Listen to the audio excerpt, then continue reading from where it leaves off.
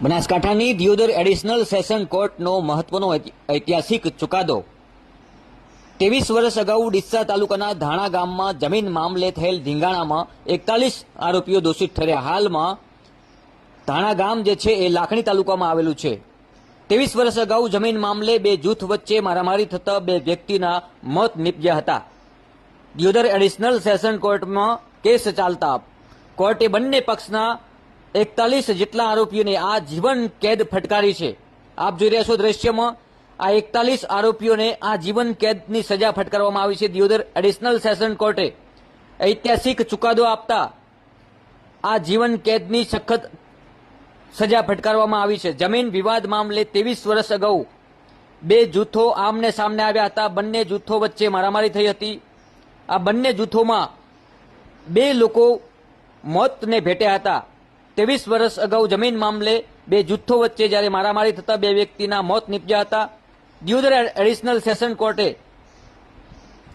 41 આરોપીઓને આ જીવન કેદની સજા ફટકારવામાં આવી છે। જમીન વિવાદ મામલે 23 વર્ષ અગાઉના કેસમાં આજે એક ઐતિહાસિક ચુકાદો દિયોદર એડિશનલ સેશન કોર્ટે આપ્યો છે।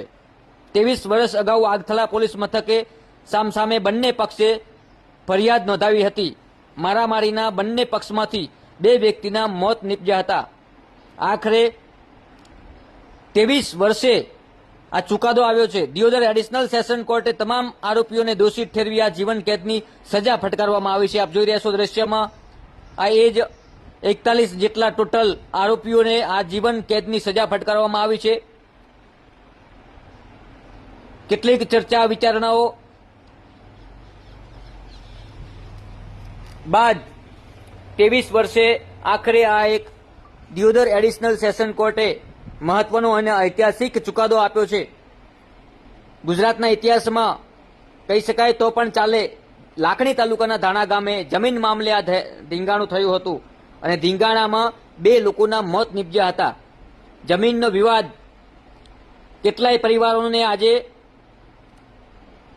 બરબાદ કર્યા કહી શકાય, કારણ કે 41 જેટલા લોકોને આજીવન કેદની સજા ફટકારવામાં આવી છે। કહી શકાય કે 41 જેટલા પરિવારો બરબાદ થયા। કોઈ પણ ગુનાહિત પ્રવૃત્તિ પહેલા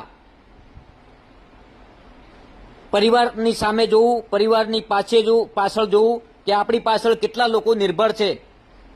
આ ચુકાદો આવતા એક સંદેશ પણ જાય છે કે કોઈ પણ ગુનાહિત પ્રવૃત્તિઓ કરતા 100 વાર વિચારવું, કારણ કે આપણે ગુનાહિત પ્રવૃત્તિઓ ધરાવતા ગુનાહિત પ્રવૃત્તિઓ કરવા પાછળ આપણો પરિવાર કેટલો દુઃખી થાય છે, આ પણ સૌથી પહેલા અગત્યની મહત્વની વાત છે। આ ચુકાદો એક સંદેશ પણ આપે છે કે આપણી પાછળ ઉભેલો આપણો પરિવાર કેટલો દુઃખી થાય છે જ્યારે આવી કોઈ સજા ફટકારવામાં આવતી હોય છે। ગુનાહિત પ્રવૃત્તિઓ કરતા લોકોને ખાસ ચેતવણી સમાન આ દાખલો છે।